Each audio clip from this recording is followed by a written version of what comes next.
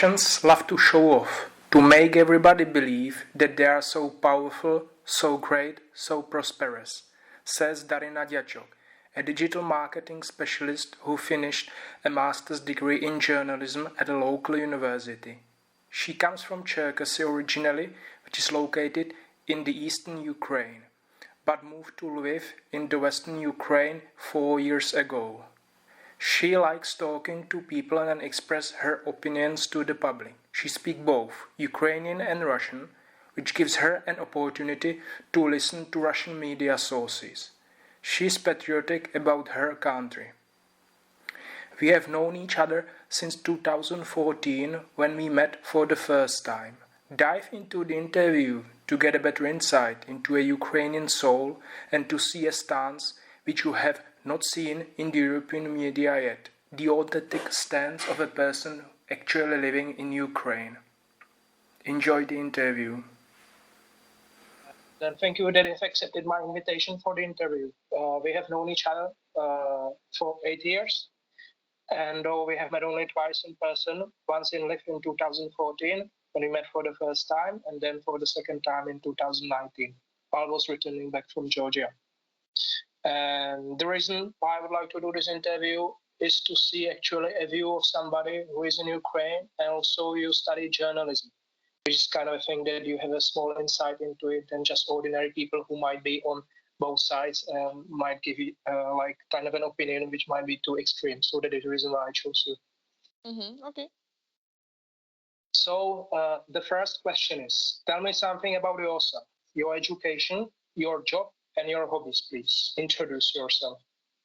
Okay, then my name is Daryna. I was born in Cherkasy, Ukraine in 1995.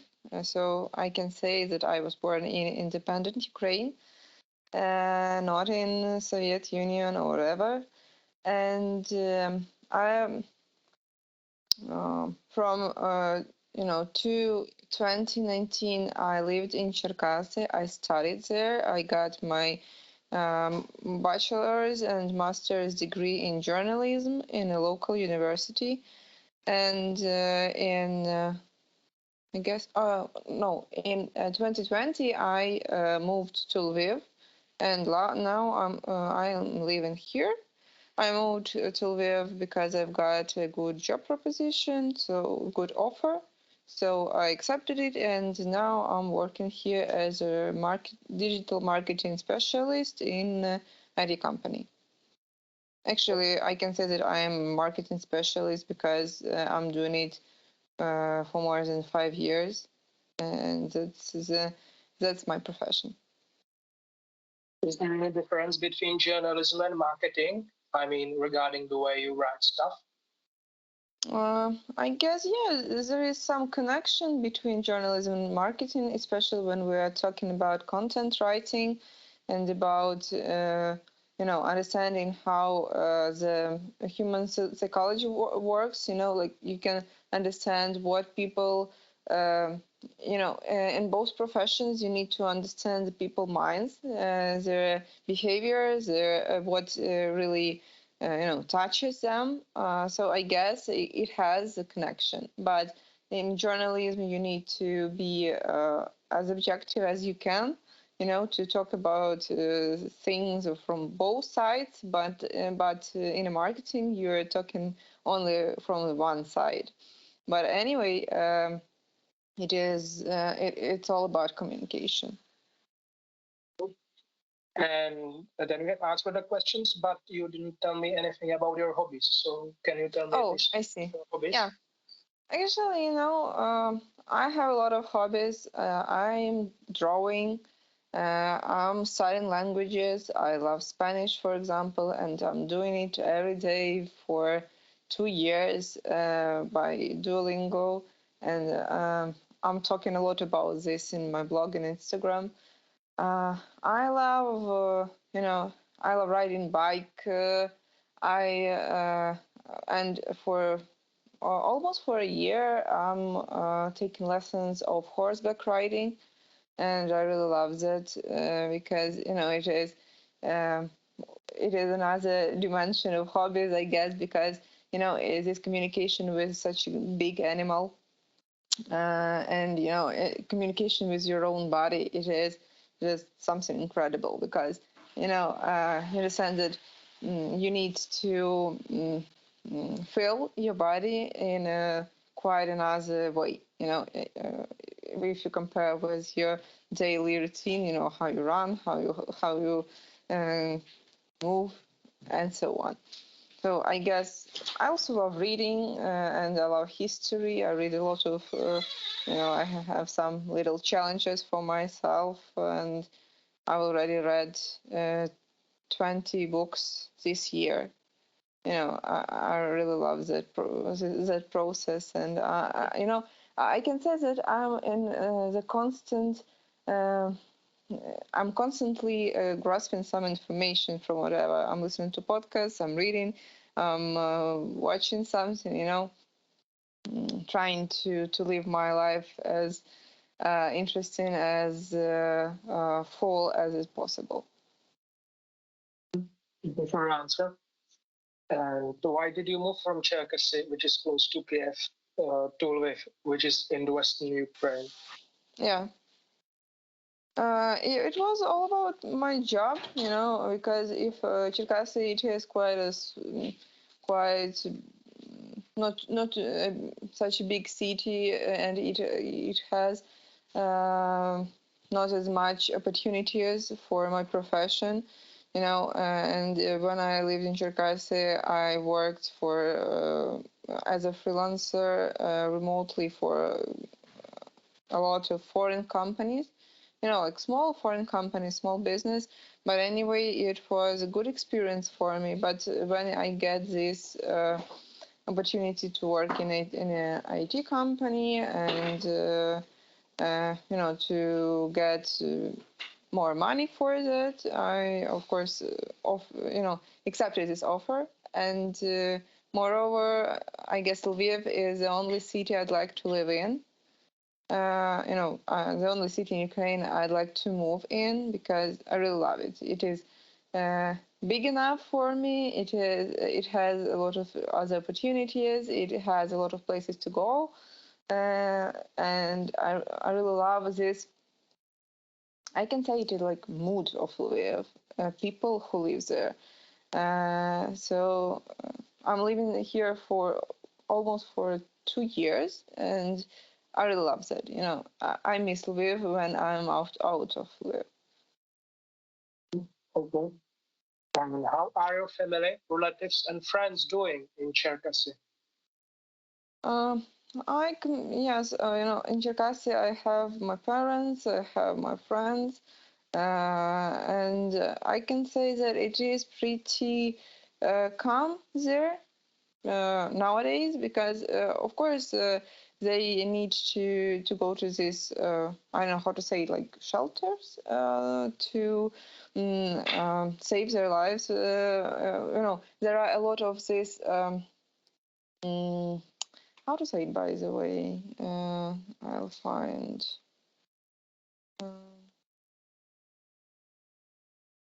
I guess it is sorry, I need to find this word because I forgot it. Okay. No problem. Yes, alarm. There are a lot of these alarms. They're not. It doesn't mean that they really have a big hazard of their lives, but they need to go to the shelters, because when Russians just set up this rocket and it flies somewhere, and we nobody's know where it has to land, in which city, in which I don't know, in which town, village, whatever. Do you think that it's because? Do you think it is because their rockets are stupid and they just don't know how to guide? I guess they just start them, they fly whatever, and we don't know the target. Maybe it can be an airport, or is it just a house somewhere. I don't know, and nobody knows. So we had a lot of these alarms.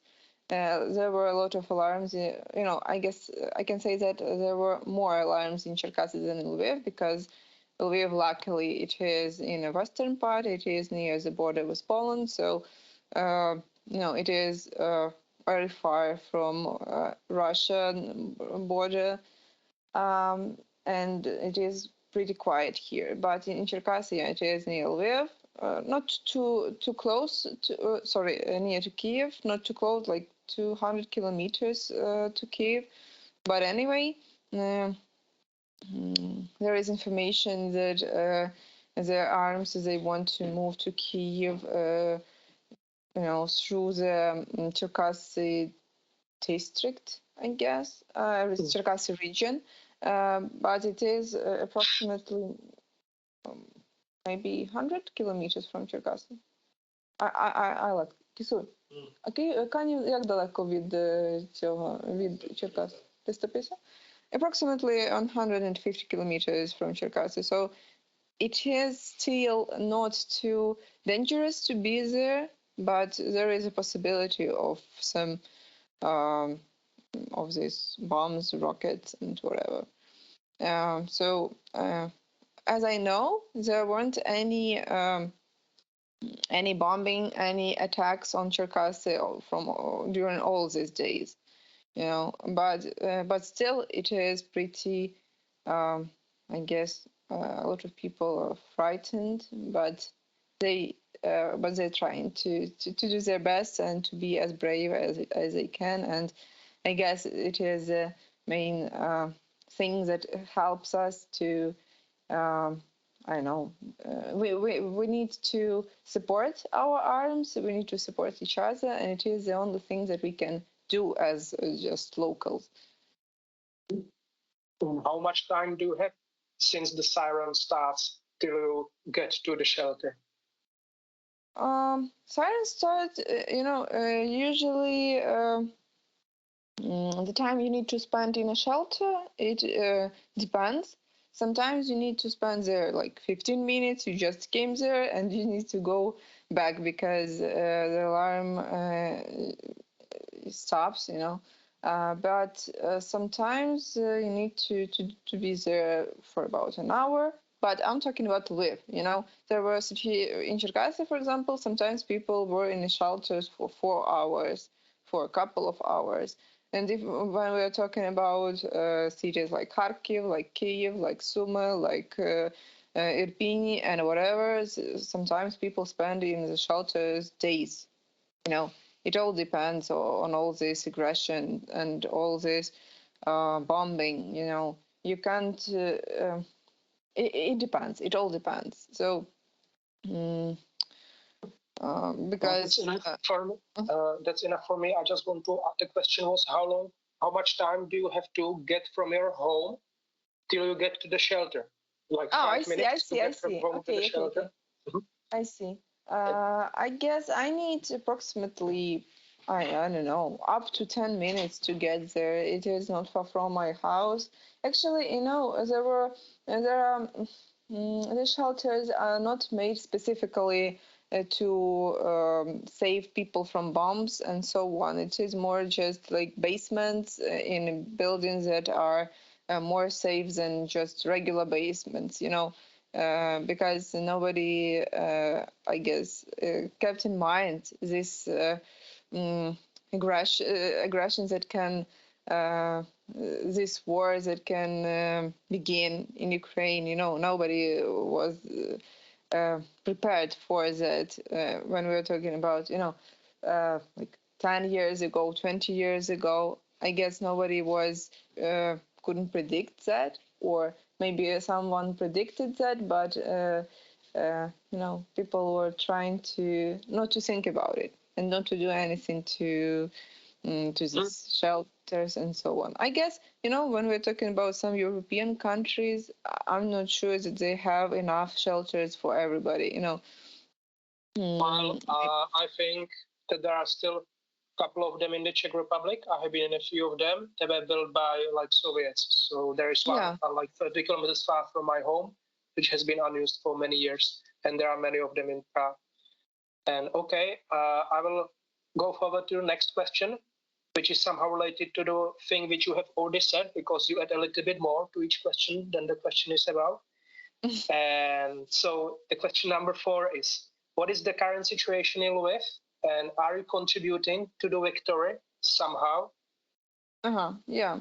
Like I said, Arsenal is pretty quiet in Lviv, and now some cafes are working, more shops start working, but they're not working for the full time because we still have you need to be at home at 10 p.m. in Lviv. In Cherkasy, you need to be at home at 8 p.m., for example, and so that it helps arms to find these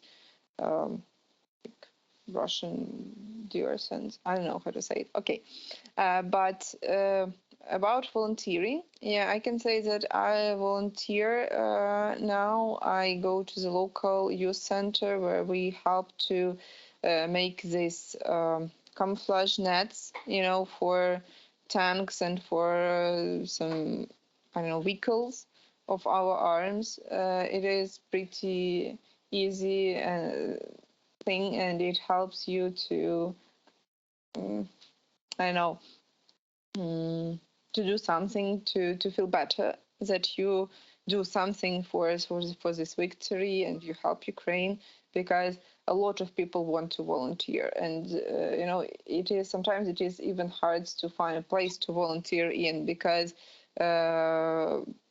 people are very open to help, and they want to help, and I guess a lot of people feel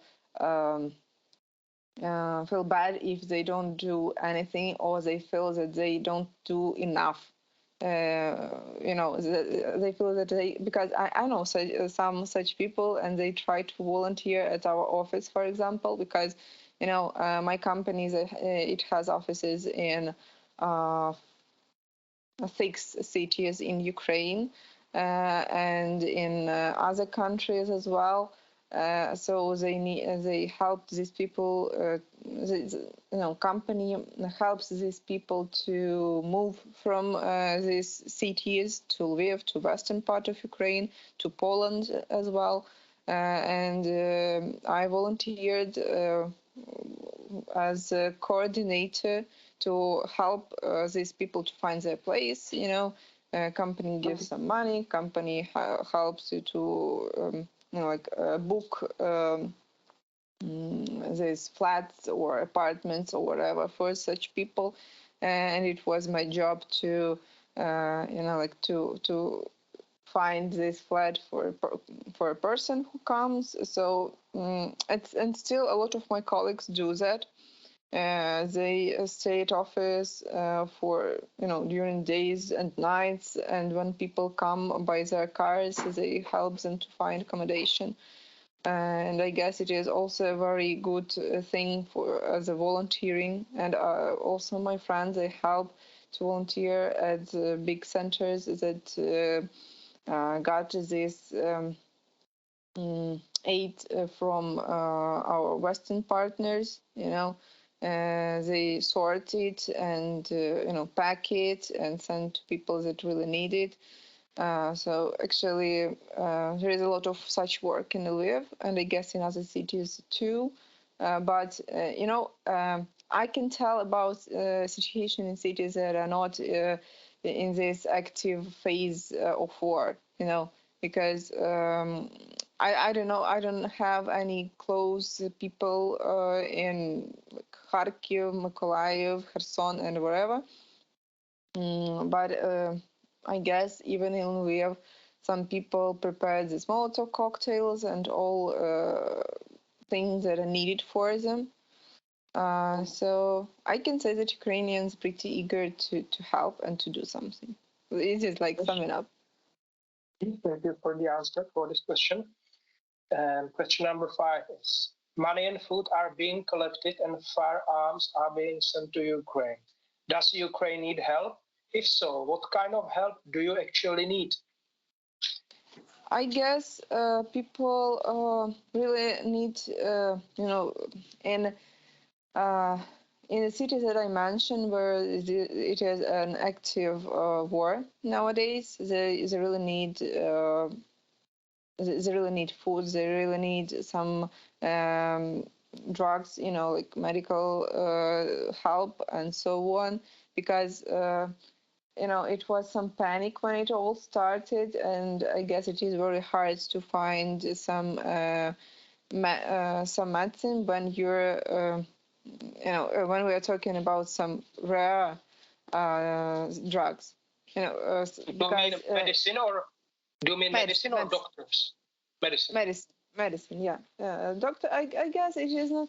I don't know what is the situation with doctors, but I know that there are some organizations with doctors who are volunteering, like doctors as well as psychologists and psychiatrists to help people cope with this anxiety and so on. But I'm just, I just heard such information. I can tell about, just list what people really need now. But I guess the best help that we can get is donations to big organizations that already do all the stuff. They really know what people need, and if you have money, you can buy whatever you need, whatever the people need, and to send it the place this all stuff needs to be. So I also donated money, as well as my husband, as well as my friends and relatives. I guess donation, it is the best thing that you can do, because sometimes some things like sleeping bags, for example, people need in some regions when they come. They need it, but it is hard to find sleeping bag now. You can go to the shop and buy it, or to some, to order it by internet, because actually this like post offices are not working now, and it is impossible to move something, to order something from one city to another city. So I'll interrupt you for a while. Is the post office not working only in the eastern part or in the whole Ukraine? If we're talking about such things, like I want to buy something for me to order some products and so on, from another city, it is impossible to do that. You need to wait. Yeah, actually, some postal offices, they work, fast delivery, because it was possible that you can order something from the city that it is like, I don't know, more than 500 kilometers from you, and you'll get it on the next day. It is possible. It was possible, but now you can do that. So you can just buy something on the shops in your city and so on. And just I guess if it is like, if it is about arms or about volunteers, about some such things, some orders from this organization, it works. But for just I don't know how to say, like such people like me, or when you just want to buy for yourself, it doesn't work in any part. So it sounds like waiting for a package from AliExpress from China. From AliExpress, it is impossible, of course, to buy something too, and it is too long, actually. So. Okay. So the next question is: are all Ukrainians who are leaving Ukraine struck by the war, or is part of them people who just want to benefit from this current situation and migrate to more prosperous and stable countries? The thing that I know, that people who move to Poland nowadays, these people, they're not poor people. These people, they're not people who just want to how you said, to get to some prosper countries or whatever. People who move to Poland, they have money to move to Poland and to live there for some time. The people who lived in Kiev, for example, who have their own cars, for example, that's, I can say that I guess that people who are not have enough money, they're just staying at their homes. And because they have no resources for that. And anyway, even if you move to Poland or whatever, you need money to pay for your food, to rent some flat, to rent some apartment, to rent a house, whatever. So as I can say, I think that it doesn't work for poor people. Poor people just staying and struggling at home. Actually, I can ask. Ксуль, як ти думаєш, запитання тут про те, що, типу, от хто, ті, хто переїжджають в Польщу і так далі, чи вони, типу, таким чином хочуть втекти з України, мол, типу, як загніздиться десь там в Польщі, в Словаччині і ще десь. От мені кажеться, що їдуть в основному ті люди, що при бабках. Ну, от я теж так думаю. Yeah, I guess, I just asked my husband and he agrees with me that if you don't have enough money, you don't come anywhere. You're just staying and hoping that you will be alive and you won't suffer or get any trouble of all this stuff. Okay. This question is, who is Zelensky for you? Is he a hero? Which way is he helping in the current situation? Oh, I can say that I didn't vote it for him during this president election, but and I can say I criticized him a lot, but and still if we're talking about politics in general, I can say that he is like. Especially when we're talking about the beginning of his work as a president, but now I can say that during the war he's doing everything right, and it seems very right how he behaves, how he tries to to find resources, and I can say that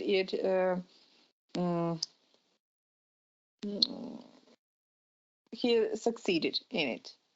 When we're talking about, because I voted for our former president because I can say that he's perfect and he is like the best solution ever, the former president Poroshenko, I mean.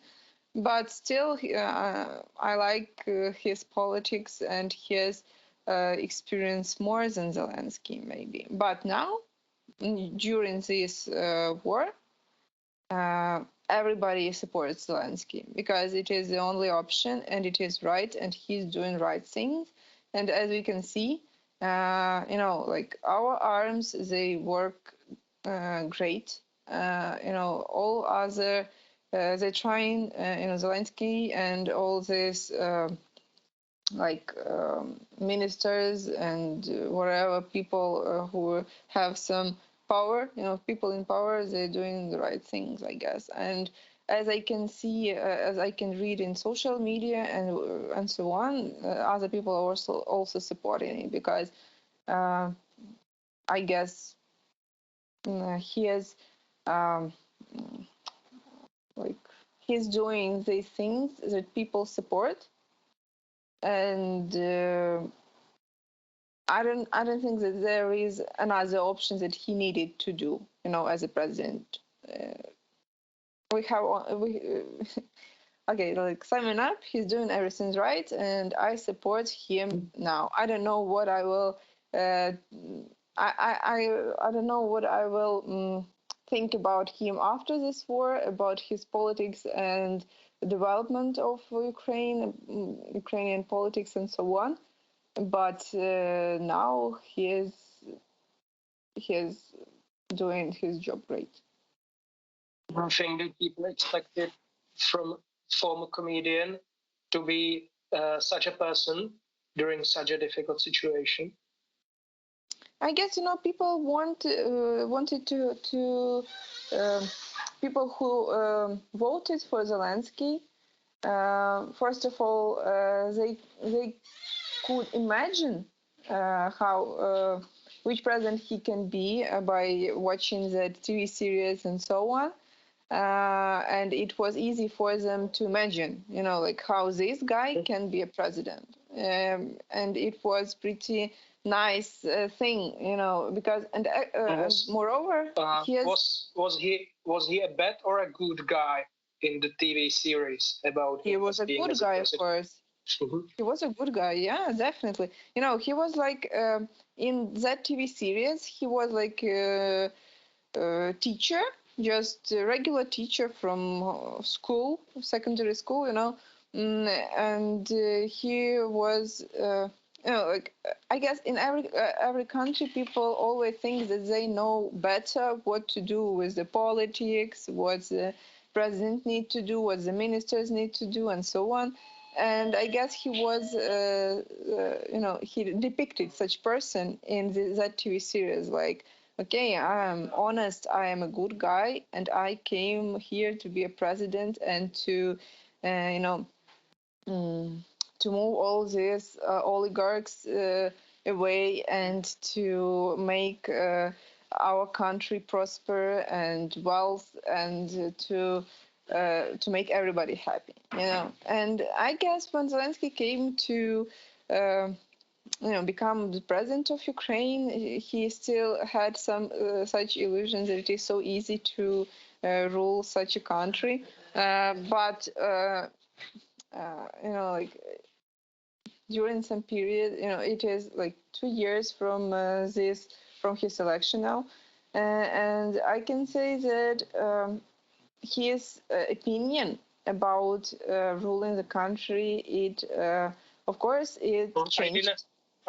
I didn't get you. What he is about your country? I didn't understand the adjective.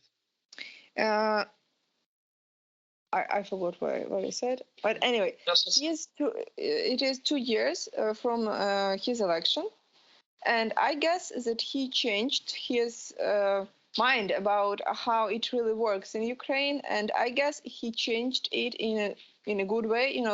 He understands everything how it works in Ukraine. And of course he has a big team of professionals. He has a big team of experts who can give him some pieces of advice and whatever, because actually president is not the only person who rules everything. Of course, there is a lot of other people who make decisions, a lot of people who are in power. So it is, I guess, once I watched this series like House of Cards. This series, it's an American series on Netflix, I guess. And it was so interesting to see the system from inside. And I guess it is, and it is also would be very interesting for me to see this system, Ukrainian system, from inside. I guess maybe it will be possible someday, like from some memoirs, some books, or whatever, because it is very complex, and it is very complex and maybe easy at the same way as in every country. But I guess that now Zelensky understand it fully. That's what I can say. So yeah, of course, some people say that, especially foreigners, that he is comedian and so on. But I guess the main thing that he made is to change all the system a little bit to, like fresh blood in a system. I can say that it made just. I can say that some institutions they developed a lot during these 2 years, and some institution not. But it is a big struggle, and nothing changes too fast. So I have, I can't say that by choosing Zelensky, things in country become worse. It moves forward, and life becomes better, I guess, in some way. It becomes better more and more. Maybe I'm a too positive person about all this stuff, but anyway, I see that, and I'm talking about what I see. Thank you for your answer. And the next question is, how much are Ukrainians and Russians intertwined, mixed together historically? Historically, I can say that Russian propaganda, it works for a lot. It works during a lot of years. It is. I guess it is like maybe it all started like 500 years ago, maybe, because Ukraine has a pretty difficult history when there were a lot of wars, and some countries invaded our territories, and still we had this like rebellion, this rebelness, I guess, in our character, so that will help us to save our country through all these periods, and of course, Russians, they like to say that we're all brothers, it is all this brotherhood from three nations and so on. But it is bullshit, actually. And it all built to make people, I guess, it is to form this brotherhood in people's minds, so that so that Ukrainians don't feel themselves like another nation, like some like people with it's about empire, I guess. Yes, it helps to build an empire, because when everybody knows the same language, when everybody thinks that you have the same history, the same religion, the same whatever, the same maybe some personalities, and so on, maybe. I'm sure that it helps to unite them and to yes, to make a big country from that.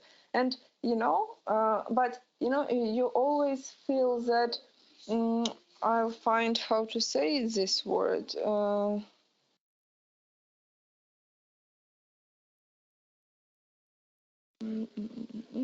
Maybe inversion. When like I can say that Russians, they always depicted Ukrainians like some country nation, like village nation, some rednecks that are just don't know anything, that don't have their own culture, and they're always like talking your language, it is so funny, it is so weird, whatever. Like only they're always saying that Russian language, it is such something perfect, because there is a big Russian culture, great Russian culture, all these I don't know, novelists, all these poets like Pushkin, Dostoevsky, Tolstoy, and so on. It is something big, something great, something powerful. And if we talk, it is Ukrainians, they can only whine about their lives. They live in some villages. They know only how to, I don't know, to breed cows or whatever, to eat salo, and that's all.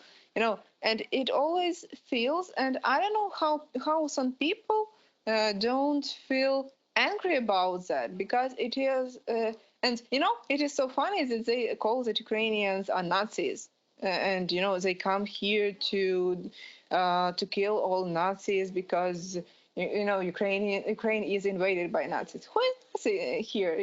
When somebody thinks that their nation is better, than others, and they just came here like an older brother, to help this poor Ukraine to deal with their problems and to, I don't know, like to make this, they also depict Ukraine like some country. It is an object, not a subject of some of all this situation. Like there is a West and there is a Russia, and they just have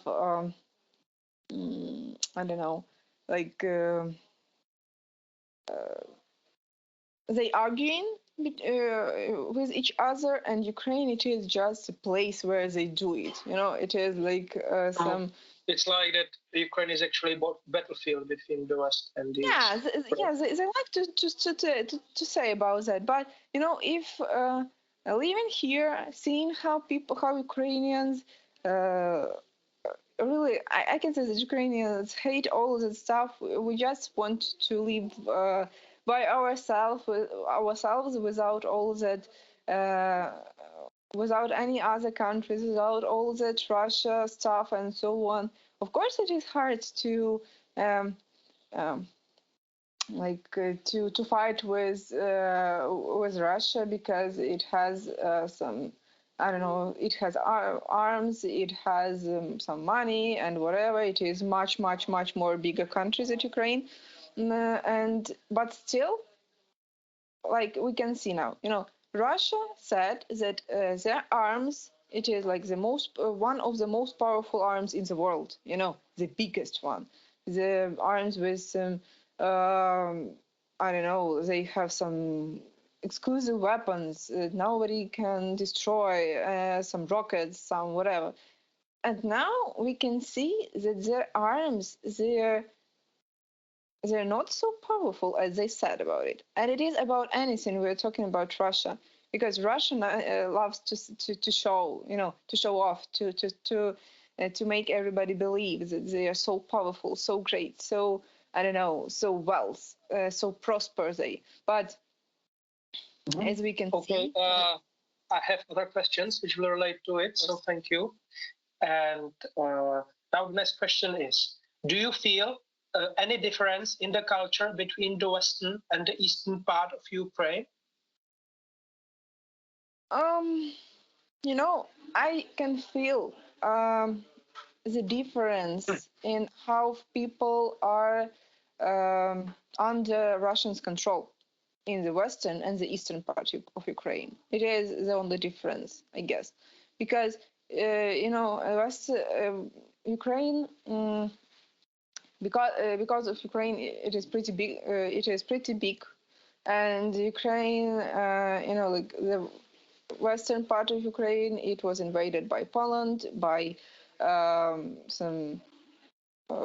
By Romania a little bit, by some, some other countries like Western countries, and the eastern part of Ukraine was invaded by Russia. Of course, they, they have some differences, but I can say that Western part of Ukraine and eastern part of Ukraine, it is like two parts. It is the Ukraine. It is a big country, and we have the same history. We have the same traditions. We have,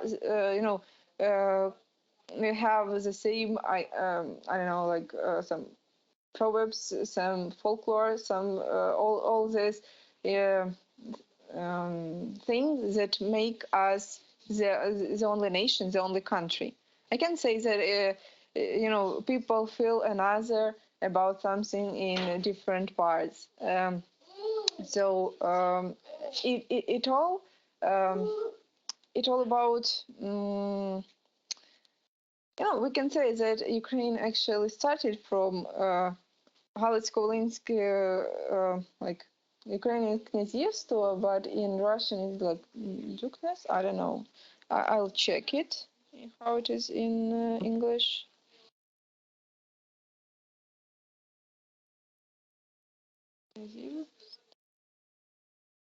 Principality? Okay. Principality. If it says something. I don't know, I just checked in Google. It all started here, and it was because I'm just reading about history of Ukraine, and I stopped in this period of 15th century, and yeah, really it started um, from this western part of Ukraine, because Kiev was invaded by Mongols and it was ruined. So like Ukraine was built from this more this western part and central part, and so on. And then we had Cossacks, and actually I can say that okay, I'm just looking too much. I guess I answered your questions because I'm just all into it, and I can tell say a lot of things I can about it. see that. I can see that based on your answers, you're very passionate about it, which is really nice. yeah, very passionate. Okay, so the next question is: you studied journalism. How widespread are disinformation campaigns in Ukraine? mm, Actually, what I don't understand this question fully. Can you? Okay, so the question is like, how widespread are disinformation campaign in Ukraine? I mean, how widespread are, I would say in Czech, dezinformování is widespread in Ukraine. So, how widespread in Ukraine is this information about war or about what? Yeah, like that. So you have one side of the information is like the good information, you know the truth. And if Russia, for example, sends some false information, it's called misinformation or disinformation. So my question is, because they have these campaigns, they try to influence. So the question is like, how widespread are these disinformation or misinformation? Disinformation. Okay. Okay, yeah, I see. Well, I can say that Russian informational war, it started a lot time ago, and they really know how to do it, how to spread this disinformation. Did it start in 2014? It was before, much before. They prepared for that. Because I guess it all started even. Yeah, it started a lot of years ago, and in 24 they prepared for this scenario. They prepared everything for this 2014. Beginning of the war, the annexion of the Crimea, and so on. Because it is that president Yanukovych, that was from, I guess it was from 2008, yeah, or which, or 2012. Okay, whatever. This Yanukovych was a president that he was pro-Russian fully, and it was like Russian puppet, I can say. And when he came, when he was elected, when he became a president, he made everything to ruin Ukrainian economics, to ruin Ukrainian arms, and so on, so that in 2014 Russia can just can just come and to invade our territory in the eastern part, Donetsk and Lugansk, and Russia just came and annexed our Crimea. So I can say that it wasn't something that just it was a prepared action. And because Yanukovych, yes, he really ruined our economics. And when it was a revolution of dignity, when a new president and new people came, they saw that our I'll find it how to say it.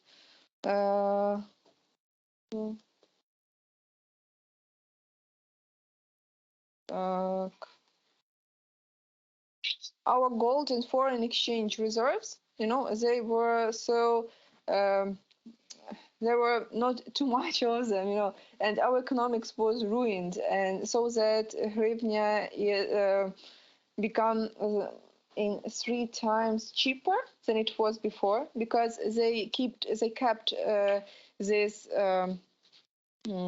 exchange level on the same level, because they needed to create this illusion that everything is okay.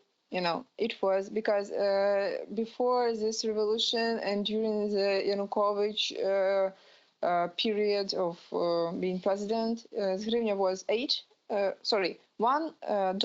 in hryvnias was 8 hryvnias. $1 was 8 hryvnias, but in 2014 it became 24 hryvnias, 25, 30. It was a maximum 30 hryvnias. So you can see that it it became cheaper in 3 times, and because everything was ruined. And the same situation is with our arms, because Yanukovych, he I also find this word, how to say it.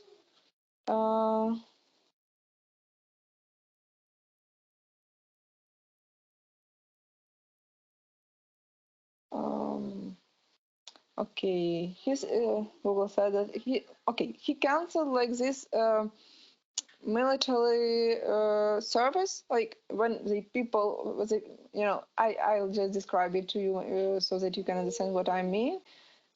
People of some age, they become like militaries, I don't know, for a year, so they can understand how it all works in arms. We had the same in the Czech Republic till 2004. Okay, so now we have this military service. It is obligated for people from, I guess, 18 to 27. But Yanukovych cancelled it, and moreover, we don't have this military institution developed at all. Everything was ruined, and then in 2014, Putin just comes and takes our territory because there wasn't enough resources to fight him back. And now we were ready for that. And then now when he came here, everything, we can fight him back. And I can say that we fight back him successfully. And now I'm back to this information war because, information war stuff. Because, another thing why he was able to take our territories in 2014, it was that this informational war, because people in eastern part of Ukraine were told that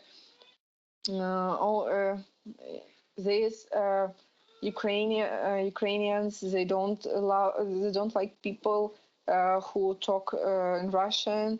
They hate it. They made you suffer, and the only the only thing that can help you, it is Russia, and you need to help it to come here. And it is interesting that one woman recently I watched a video that one woman from eastern part of Ukraine, she said that she was crying, and she said, I was so stupid that I believed it, and that I was so glad that Russian forces came to Ukraine and made this DNR, LNR thing,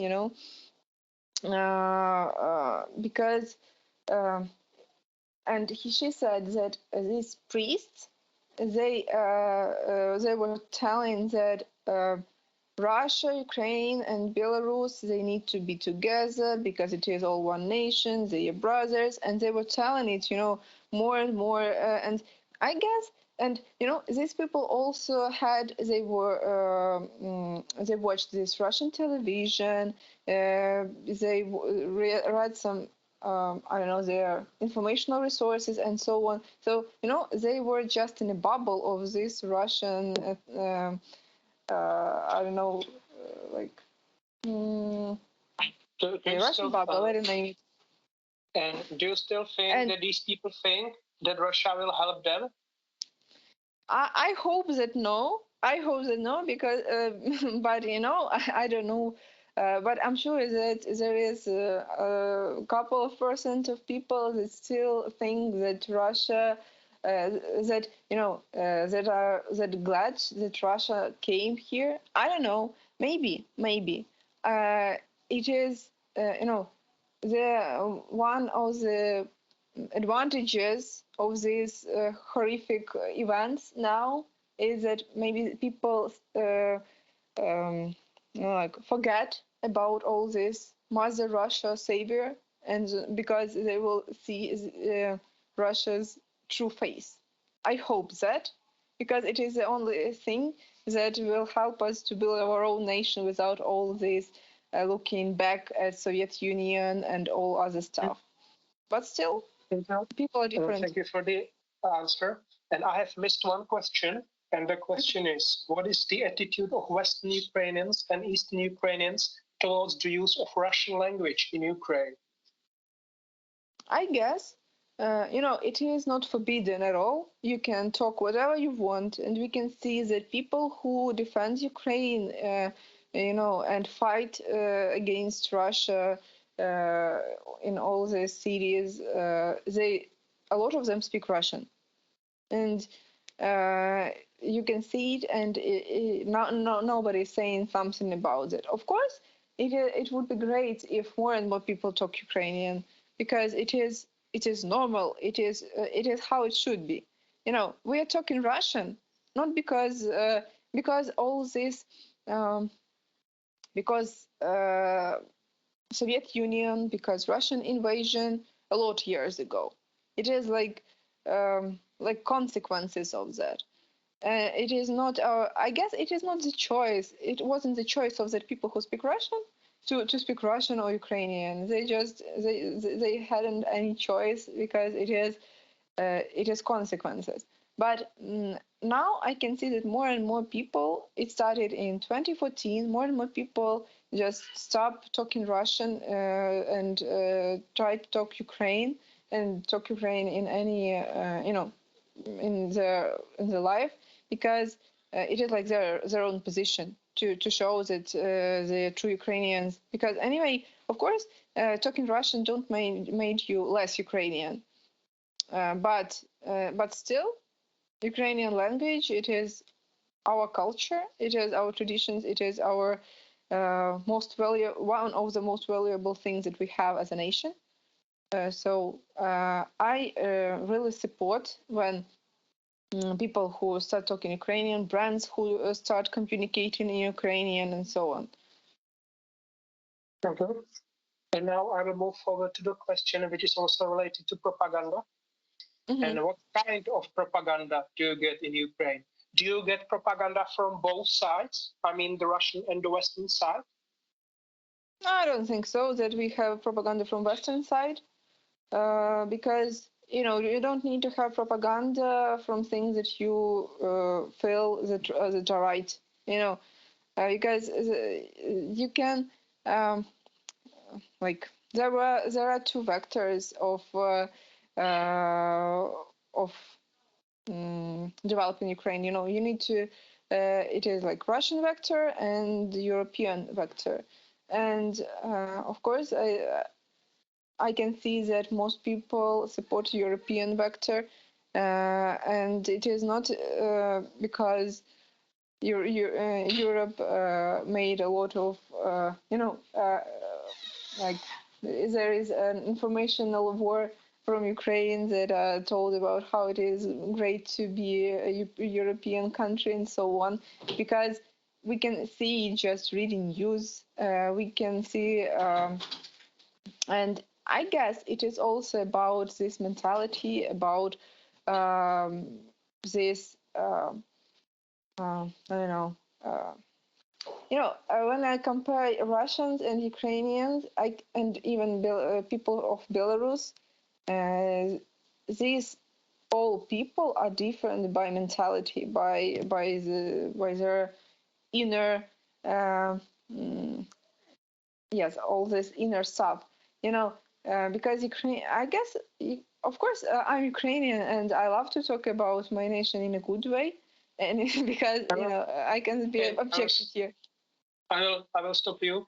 I know that you diverted a little bit. So, do you have anything else what you can add to the propaganda? Or was it all, from the Western and Eastern side? Okay, I told you about propaganda from eastern side, from Russia. Yes, it is about. I guess I guess I talked a lot about.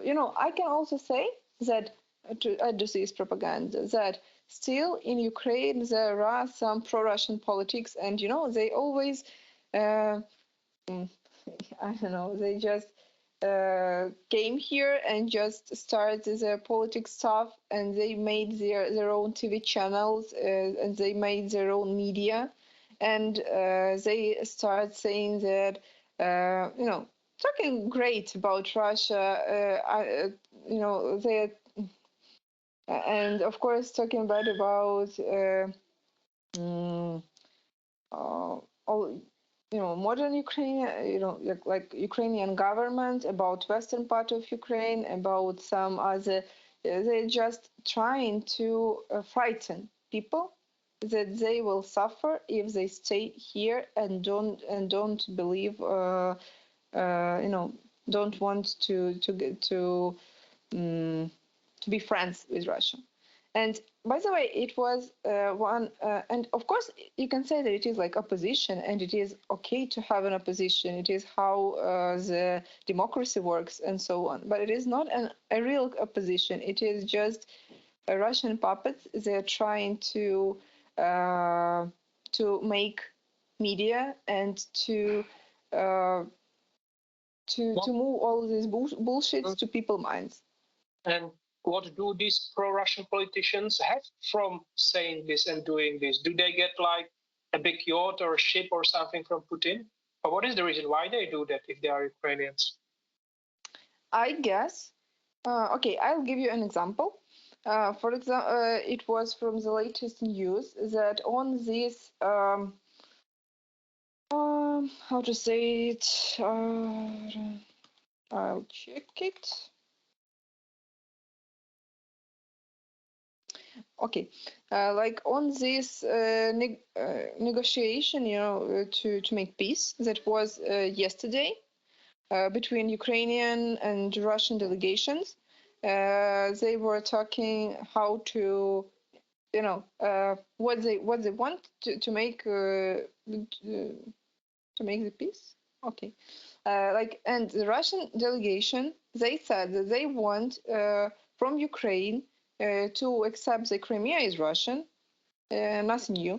They want from Ukraine to accept all these separatist republics that to accept that they are legal, they're independent, and whatever.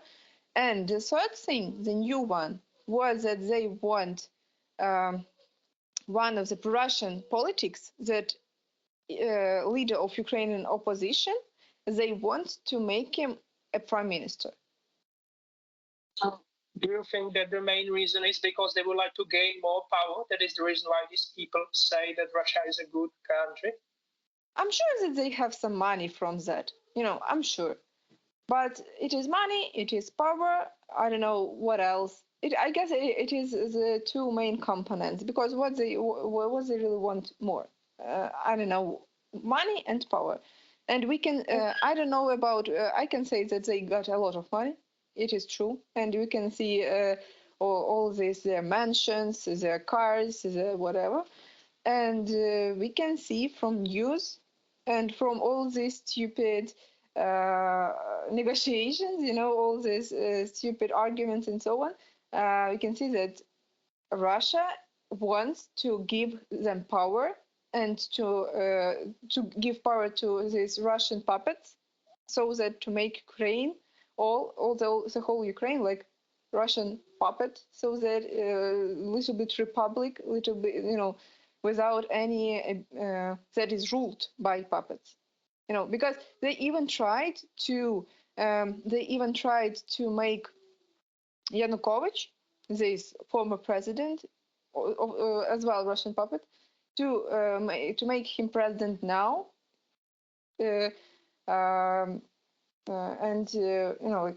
to not Zelensky, but to put him back on his president. I get it. I guess it is pretty clear what they want to do from all these actions, and what these politics have from that. Okay, thank you. Now I have two questions which are somehow tied together. And the first one is, how do ordinary Ukrainians perceive the current situation?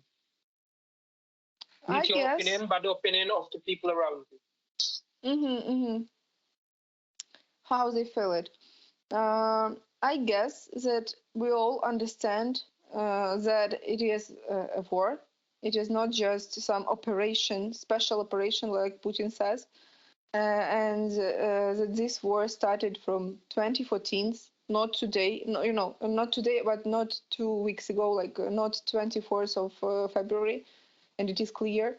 And I guess that everybody understands that we need to do as much as we can to, to destroy all this regime, to make these Russian troops go away from our land. To, I guess, a lot of people want for them to, like, to destroy all this nation, because there are a lot of anger and hate now, because a lot of people suffer. They don't have, their houses are ruined. They can't live as they lived before. Their relatives are in danger, and of course, it causes a lot of hate. And I'm sure that there are still people who think who are what to add more.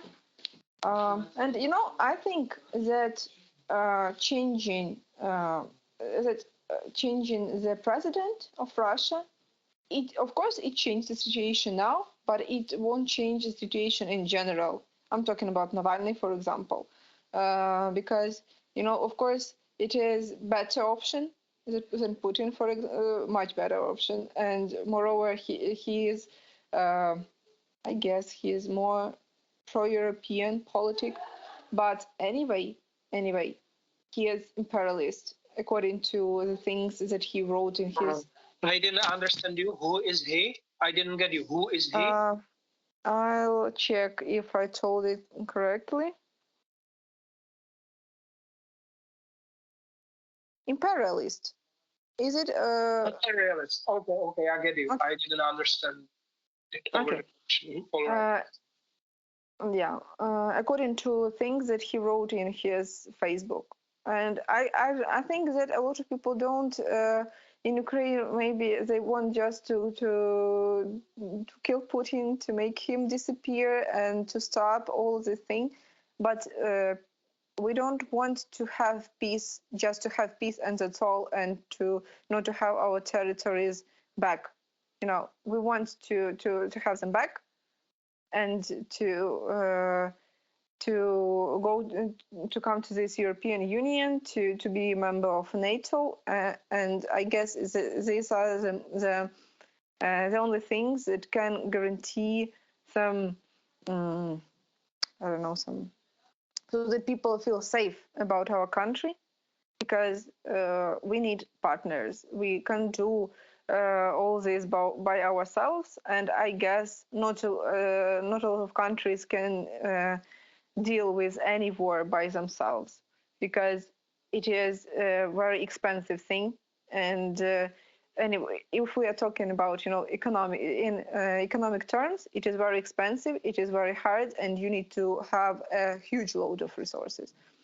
So I guess that yes, Europeans want this stuff, and what I can see that they want to for NATO to close the sky, and I guess it is the willing number one now, because it is very all these rockets and so on. They bring a lot of damage and a lot of hazard for people. How do ordinary, and now I'm asking you, how do you perceive the situation?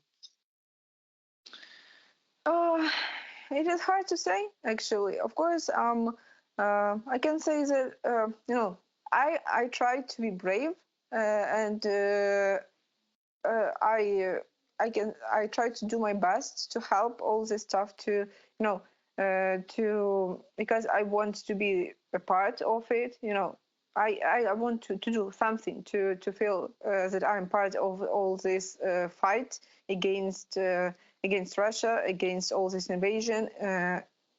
In this part for our independence, actually, and I can say that, yeah, I try to be as brave enough as I can. I share information. I try to support other people because I can see that it is pretty hard for people who even live in Lviv here in a safe place. They still they still anxious. They have some anxiety. Of course, everybody has, but still I think that we have no right to feel that anxiety. If we need to be brave, because there are a lot of people who are now in this in such cities like Kiev, like Kharkiv, like Kherson, like Mykolaiv, where they really have this a lot of Russian troops. They're killing people and so on. We still have our own arms, our defenders that are super brave. I've never saw such a brave person. People, because they are staying there. They defend our country, and moreover, they are trying to cheer up people. They like they post some videos. They say that everything's gonna be great, and we are ready to defend you and for our lives. And it and now I'm just reading news. I'm sharing information. I'm sharing information about Ukraine, about its history, and so on. So it is and I'm volunteering, and it is things that that helps me to understand that I'm helping and make me feel better about this. Oh, you have partly answered the next question somehow, but I will still ask it. So, what do you think that Putin is doing? What is he doing? What is the reason for him to do so? Actually, there are a lot of theories about that. But I think that this guy, he's trying to, to take to keep his power, and to show everybody that he is a very powerful person, that he is a real, like. Like the only guy who really matters, the guy that can, I don't know, change the world if he wants, that he can invade any country if he wants, and so on. Like this guy with big balls and so on. And of course and yeah, I guess he has enough money. He has enough any other things, but now he wants power and he wants to keep it. I don't know, and I guess he forms this big myth of Russian, the greatness of Russia,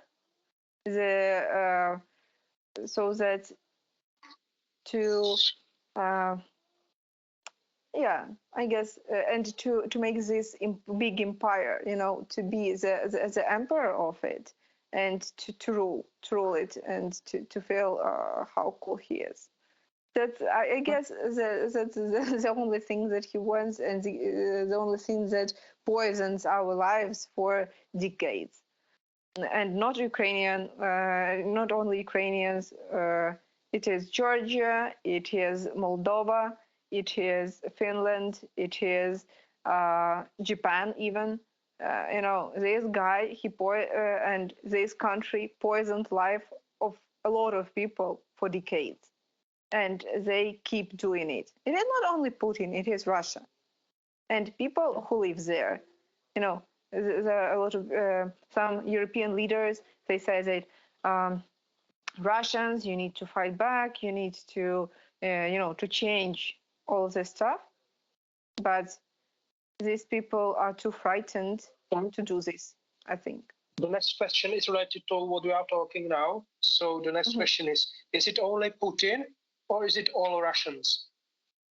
I guess it is, I guess that Putin is the main person here, of course, but he made this regime, and nobody, I can't say that nobody, but all these all these tryings of Russian people, they try not enough. They try like Belarusians, okay, like they tried to. During, it was like a year ago, I guess, yeah, when they tried to like how to say it Overthrow. Do you mean yeah, overthrow, I guess, overthrow, yeah, they tried to overthrow Lukashenko, but they I guess it wasn't enough. All these things that they made, it wasn't enough. But because I'm thinking about the Ukrainian example, and we also had a dictator in some way. Yes, it was Yanukovych, and he had also some arms, some troops. He has also some military power and so on. So that when Lukashenko or Zelensky? No, I'm talking about Yanukovych in Ukraine. Like he also he was like Russian puppet. He has this a lot of troops. He has military people and so on, and people still came, and people still fight him, and people overthrow him and his regime. And of course, more than 100 people died. It was it was a horrible price for that. But still, Ukrainians won. No, yeah. I will return back to it. So I will add another question. Do you think that ordinary people in Russia, or just Putin, is just the representation of beliefs of all Russians, or just part of the Russians?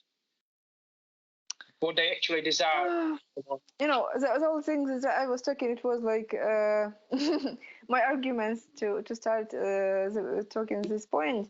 Yeah, I think that nowadays we can see that half of Russians they support this military invasion. They think that Putin is a great guy. He doing right things because and do you know what his main arguments why he needs to invade Ukraine about NATO? I think that he said that NATO promised that they wouldn't expand eastward, but I have read about it. And there was, during the thing when they were talking at that time, there was written that actually the guy from USA said something like that we would move one shift eastward, but it was probably within the realm of East Germany at that time. And the thing is that I think it was kind of a cultural miscommunication at that time, because the Russians are known to do what they say, and the Europeans and the Western countries would like to have everything written down. So I was kind of a miscommunication at the time regarding the NATO. So do you mean this argument, like that he's threatened by NATO? Yes, about treatment. Yes, you're right. And I can say, if when I watching these videos, how some journalists asks Russian, why you support it, why you think it is the right thing to invade Ukraine. They say because NATO threatens us, and the only thing because we don't want to have a NATO country near our borders, and it is so stupid to say that, but people just keep saying this phrase that they heard on the television, and they keep saying a lot of this phrase that they heard on the television, Russian television, and they are like zombies, I guess, but still, even if they are zombies, they need to. How to say it, like sorry,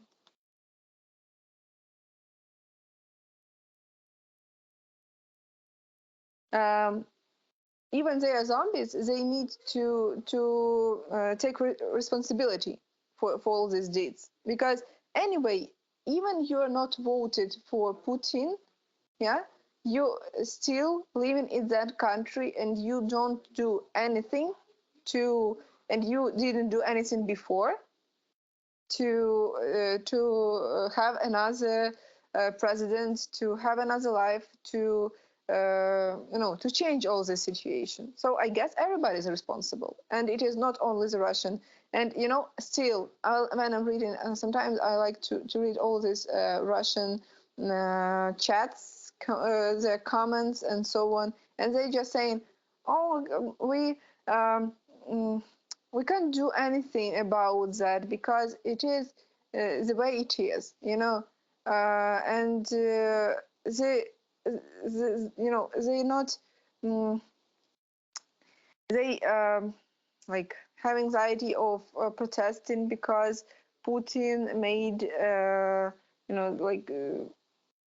responsibility for they can be put it in jail for 20 years if they're protesting. They can treat any social media now because it is forbidden, because the social media they are talking that this now Russia is transforming to USSR 2.0, and they don't do anything about that. Some people just leave Russia, they just move from Russia to another countries that they can move, and they still don't do anything. They just okay, let it be. So who can change that? Who can stop him if not his own nation? Nobody, I guess. Of course, yes, of course, European some.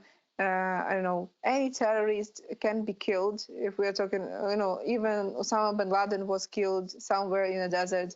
But still, if we're talking about civilized way, they needed to do it earlier, and they're responsible for his president and for all this regime. You speak both Ukrainian and Russian, so you can read both media. Yeah. Okay. And now that's everything from the part about the Ukrainian-Russian crisis. And the last, the secret question is, if you didn't have to think about how you earn your money to make living, what would you do in your life? Actually, I volunteered as, I had some project, like I worked in an NGO, and they were connected with the thing with I can say like with culture, with some cultural activities. It was I had my own little internet radio where I made some podcasts about, as well as about culture, about Ukraine, about Ukrainians that made some cool things. So I guess I'll continue something like that, because that's the thing that gives me a lot of I don't know, I enjoy it, and I enjoy talking to people. I enjoy like spreading my own position. I still have my blog. I talking about cool things there, and now I started my blog about Ukrainian history and so on in TikTok, and I do it just because I love spreading this information, and because I'm really proud of my country and from people who live there. So I guess I'll continue do it, and if if I don't have, and still working, on my job, I'm usually doing the tasks that I really believe in. So I can say that my life is pretty perfect in this sphere, because I do what I love, and I love my profession as well.